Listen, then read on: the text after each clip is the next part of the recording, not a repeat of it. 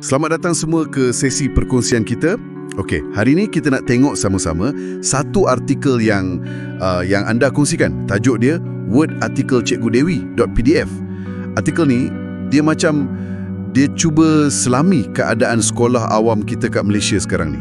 Dan terus terang, penulis dia macam guna nada yang agak risau lah. Dia kata keadaan ni serius. Serius ya perkataan yang digunakan? Ya, serius dan membimbangkan. Jadi, misi kita hari ini, kita nak faham betul-betul apa sebenarnya cabaran-cabaran utama yang artikel ni gariskan. Okey. Kita akan tengok isu akses pendidikan, kualiti guru, keadaan sekolah tu sendiri, macam-macam lah. Kenapa benda ni kritikal sangat? Apa kesan dia pada budak-budak, pada masa depan negara kita? Jom kita rungkaikan. Baik, jom kita mulakan. Okey, perkara pertama lah kan, yang terus macam menarik perhatian dalam artikel ni, isu jurang akses dengan pencapaian, terutama antara budak bandar dengan luar bandar. Ni isu klasik sikit kan? Ya, dan ada data ni dari laporan KPM, macam yang Melimir laporkan, skor purata kemahiran digital pelajar luar bandar dapat 3.24 dari 5. Pelajar bandar pula 3.34. Beza 0.1 je tu. Kan? Nampak macam sikit je beza dia. Tapi, agaknya apa cerita sebenar belakang nombor ni ya? Memang, kalau tengok angka 0.1 tu nampak macam, tak banyak beza pun. Tapi, yang menariknya kat sini, macam mana angka ni sebenarnya cerminan isu yang lagi besar, lagi berlapis. Oh, macam tu. Ya, macam yang disebut dalam sumber tu kan, skor kemahiran digital ni dia bukan setakat pasal pandai guna komputer ke tak, tapi dia berkait rapat dengan benda yang lebih asas. Contohnya, budak-budak tu ada akses tak pada peranti macam komputer ke, tablet ke. Betul juga tu. Lepas tu, internet kat rumah atau sekolah diorang macam mana? Laju ke, stabil ke? Terutama kat luar bandar lah kan? Dan jangan lupa juga pasal infrastruktur sokongan komuniti. Cukup kuat tak kat kawasan macam tu? Jadi, kita ada dasar pendidikan untuk semua. Tapi realitinya, macam artikel ni cerita, ada pelajar yang masih tercicir disebabkan faktor luar bilik darjah ni. Jurang digital ni, walau nampak kecil kat nombor tu, kesan dia boleh jadi besar tau. Dia macam cipta padang permainan yang tak sama rata dari awal lagi. Faham. Itu baru sentuh pasal akses digital. Lagi buat kita risau bila artikel ni masuk bab keadaan fizikal sekolah pula. Okey, yang ni memang selalu jadi isu. Ada angka disebut ni dari NST Online. Agak terkejut jugalah. 1,311 sekolah kat negara kita ni dikategorikan sebagai daif atau rosak teruk. 1,311.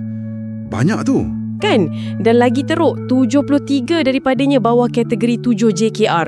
Kategori 7 ni kira macam tahap risiko paling tinggi lah. Maksudnya bangunan tu tak selamat digunakan.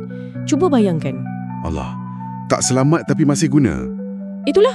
Dan benda ni bukan setakat berita tau. Artikel ni rujuk juga laporan Melimir pasal PAC, Jawatan Kuasa Kira-Kira Wang Negara tu. Oh, PAC Parlimen tu ya? Ya, PAC ni nampaknya dah bagi tempoh 2 bulan kat KPM untuk laksanakan cadangan pasal program sekolah tiada bangunan rosak. Sebabnya PAC sendiri junta ada bangunan sekolah yang dilaporkan tak selamat tapi masih digunakan. Isu keselamatan macam ni memang tak boleh buat main lah kan? Betul-betul. Ini terus bawa kita fikir pasal persekitaran belajar tu sendiri. Macam artikel tu gambarkan lah kan. Kalau bilik darjah sempit sangat, budak berhimpit, makmal sains ke, komputer ke, serba kurang. ICT pun terhad. Paling teruk, bangunan tu sendiri ada risiko. Ya Allah. Ini semua bukan soal selesa tak selesa dah. Dia terus kacau fokus budak belajar. Cikgu pun susah nak ajar betul-betul.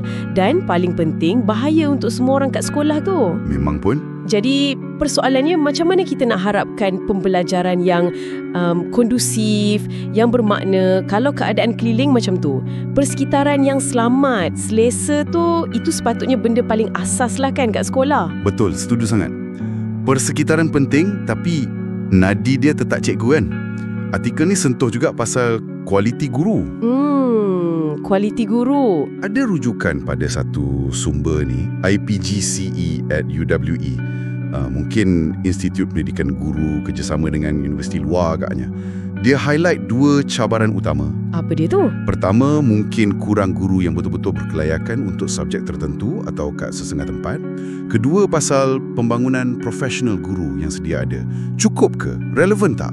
Betul-betul bantu cikgu upgrade skill ikut zaman tak? Itu persoalan penting tu. Latihan untuk guru. Kan? Dan bukan tu je, pasal guru ni juga artikel ni. Dia petik melemeh lagi, bangkitkan satu lagi kerisauan yang agak fundamental lah. Pasal kaedah mengajar. Oh. Kaedah mengajar macam mana? Ada kritikan kata, kemungkinan kaedah yang terlalu fokus kat cikgu je, murid dengar je, atau yang terlalu tekan hafal untuk exam, mungkin masih banyak diguna. Pembelajaran pasif lah kiranya. Lebih kurang macam tu. Malah, kurikulum sekarang pun ada disebut mungkin dah ketinggalan zaman, tak berapa relevan dah dengan keperluan sekarang. Agak peras juga kritikan ni. Memang bunyi dia agak berat kritikan tu, tapi penting kita faham konteks dia. Kalau kita kaitkan dengan dunia sekarang kan, dunia hari ini perlukan set kemahiran yang lain sangat berbanding dulu. Kita cakap pasal kemahiran abad ke-21. Fikir kritis, analytical, selesaikan masalah kompleks, kreatif, inovatif, komunikasi, kerjasama dan pastinya literasi digital. Ya, semua tu penting sekarang. Jadi, soalan penting dari kritikan dalam artikel ni, adakah cara kita mengajar dan apa yang kita ajar sekarang ni betul-betul pupuk kemahiran ni semua? Atau kita masih terlalu fokus pada bagi maklumat dan sedia untuk exam je? Itu persoalan besar tu. Ini kritikal sebab dia akan tentukan graduan kita nanti bersedia tak untuk sambung belajar atau masuk alam kerja yang makin mencabar ni. Betul. Dan cabaran ni pula nampaknya bukan dalam bilik darjah je. Artikel ni sentuh juga isu bebanan dengan kesejahteraan pelajar. Kesihatan mental pelajar ke? Termasuk juga tu. Contohnya, kesan masa sekolah tutup sebab COVID dulu. Milik lah macam artikel ni petik, macam mana budak-budak dari keluarga susah, yang payah nak dapat peranti, internet tak stabil, kurang sokongan belajar kat rumah. Prestasi akademik diorang memang terjejas strok. Benda ni macam lebarkan lagi jurang yang kita cakap tadi tu. Ya, kesan pandemik tu memang ketara kat golongan ni. Malah, persepsi orang ramai pun macam selari je dengan kerisauan ni. Ada tinjauan Ipsos, firma penyelidikan tu, disebut juga dalam artikel ni. Oh, ada survey ya? Isu macam kurikulum ketinggalan zaman, akses tak sama rata, tu antara yang selalu disebut. Angka dia pun agak menyedarkan lah. Hanya lebih kurang 4 dari 10 orang je yang rasa sistem pendidikan kita ni baik. Maknanya, ramai rasa tak berapa baik lah kan? Ada jurang antara harapan dengan realiti. Dapatan survey tu sebenarnya macam sokong lagi hujah pasal risiko budak-budak dari latar belakang susah atau kawasan terpencil ni akan terus tercicir kalau isu asas ni tak ditangani betul-betul. Sumber yang kita bincang ni secara tak langsung dia tunjuk betapa pentingnya kita gerak ke arah sistem pendidikan yang betul-betul inklusif. Inklusif tu maksudnya? Inklusif ni dia lebih dari setakat pastikan semua budak dapat masuk sekolah. Dia termasuk semua ekosistem sokongan tu. Bantuan peranti, subsidi data internet, sampai tak kat orang yang perlu. Ada tak bimbingan tambahan, kelas pemulihan untuk yang tercicir? Dan yang selalu kita terlepas pandang, kita cukup prihatin tak pasal kesihatan mental, emosi pelajar? Betul tu. Jadi soalan besarnya, sistem kita sekarang ni cukup kuat, cukup menyeluruh tak untuk sokong setiap pelajar? Tak kiralah latar belakang dia macam mana. Menarik. Sebab bila dah cakap pasal polisi, kualiti, akses semua ni, artikel ni bawa kita ke satu lagi lapisan cabaran. Mungkin ini punca banyak masalah lain tak selesai. Apa dia tu? Jurang antara apa yang dirancang ke atas dengan apa yang betul-betul jadi kat bawah. Pelaksanaan.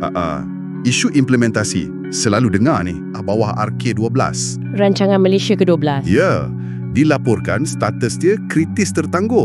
Maknanya rancang dah ada, duit mungkin dah lulus, tapi projek tak jalan macam sepatutnya. 46 projek tu banyak tu. Tertangguh pula tu. Betul. Dan masalah pelaksanaan ni jadi lagi rumit bila ada satu lagi dapatan dari mil-mil. Laporan tu sebut pasal lambatnya proses kelulusan projek oleh KPM sendiri. Oh, dari kementerian pun lambat? Macam itulah laporannya. Birokrasi lambat ni bukan setakat lambatkan kerja, tapi ada kesan lain. Reka bentuk asal mungkin kena ubah. Kos naik. Iyalah, harga barang naik kan? Dan yang lagi risau, keadaan ni boleh sebabkan bangunan sekolah yang dah tahu tak selamat tadi tu terpaksa guna lagi. Sementara tunggu kelulusan atau projek siap. Macam lingkaran masalah pula. Apa yang contoh-contoh ni tunjuk ialah kemungkinan ada kelemahan atau bottleneck. Macam tempat tersekat dalam keseluruhan proses pelaksanaan dasar pendidikan tu. Boleh jadi kat mana-mana peringkat kan? Boleh jadi. Dari peringkat kementerian, masa merancang, meluluskan, turun ke proses tender, pemantauan oleh JPN, PPD, sampai ke isu kontraktor sendiri atau penyelarasan kat sekolah dan komuniti. Ini tunjuk yang ada wawasan atau dasar yang bagus atas kertas saja tak cukup. Proses nak jadikan di realiti kat bawah tu, mekanisme pelaksanaan kena cekap, telus, ada accountability yang jelas. Kalau tidak, dasar sehebat mana pun takkan bagi kesan yang kita nak. Ini mungkin salah satu cabaran paling besarlah dalam reformasi pendidikan. jadi bila kita kumpul semua ni kan, jurang akses, sekolah daif, isu guru, kurikulum, beban pelajar, masalah pelaksanaan, apa sebenarnya kesan jangka panjang dia? Itu soalan penting tu. Artikel ni garangskan beberapa kesan serius kalau benda ni tak ditangani. Pertama, potensi budak luar bandar atau keluarga susah terus ketinggalan. Jurang pencapaian bukan sahaja akademik, tapi kemahiran penting lain macam digital, fikir kritis, ini akan susahkan diorang nak ubah nasib. Mobiliti sosial tersekatlah kiranya. Ya. Lepas tu, ada risau juga sekolah awam mungkin hilang daya saing banding sekolah swasta ke antarabangsa ke. Kalau kualiti dia asyik dipersoalkan. Boleh jadi sistem pendidikan berlapis-lapis nanti. Betul. Isu kualiti guru, persekitaran tak kondusif, tu pula boleh buat semangat cikgu dengan pelajar jatuh. Kesan kat prestasi juga. Semestinya. Dan akhirnya yang paling risau untuk masa depan negara. Graduan kita mungkin kurang bersedia nak hadap alam kerja yang makin susah ni kalau tak cukup dibekalkan kemahiran relevan daya tahan masa sekolah. Bila tengok semua ni sekali, memang terasa berat isu ni. Berat dan memandangkan cabaran dengan implikasi itu semua, artikelnya ada juga senaraikan beberapa cadangan tindakan untuk pembuat dasar, pentadbir sekolah, komuniti. Okey, apa antara cadangan utama dia? Antaranya, kena bagi keutamaan jelas pada sekolah luar bandar dan pedalaman, bukan setakat baiki bangunan je, tapi pastikan internet stabil, laju, peranti cukup untuk pelajar dan guru. Hantar guru pakar atau berpengalaman ke sana. Itu penting tu. Lepas tu, kena tingkatkan kualiti program latihan guru secara berterusan. Bukan subjek je, tapi skill guna teknologi, cara mengajar yang aktif, cara nilai pelajar yang lebih holistik. Kemaskini kurikulum pun ada sebut kan? Ya, semak dan kemaskini kurikulum secara berkala tu kritikal supaya relevan dengan abad ke-21.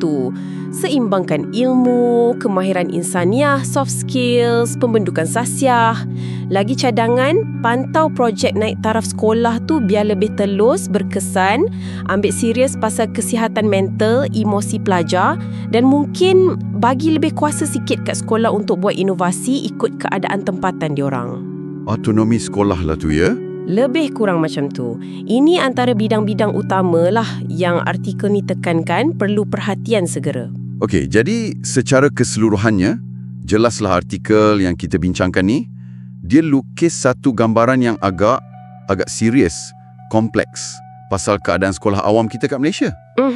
Dia tunjuk banyak cabaran yang berkait rapat, dari isu asas macam bangunan usang sampai isu abstrak macam cara mengajar, pelaksanaan dasar. Betul tu. Yang pasti semua ni perlukan tindakan segera, bersepadu, berterusan dari semua pihak lah. Ini macam satu peringatan penting untuk kita semua. Pelaburan dalam pendidikan berkualiti ni, pelaburan untuk masa depan negara. Betul. Sebagai satu renungan akhir lah untuk anda yang mendengar, artikel ni banyak sentuh isu sistemik yang besar. Cadangan penyelesaian pun banyak dari atas ke bawah kan. Dasar kementerian, duit kerajaan pusat, reformasi kurikulum. Ya, memang. Semua tu penting, tak dinafikan. Tapi sementara kita tunggu atau kita desak perubahan besar ni jadi, cuba kita fikir sekejap, apa agaknya peranan yang anda rasa komuniti setempat boleh mainkan? Secara realistik lah, contohnya PIBG ke, bisnes kecil kat situ, NGO tempatan, alumni sekolah sendiri ke?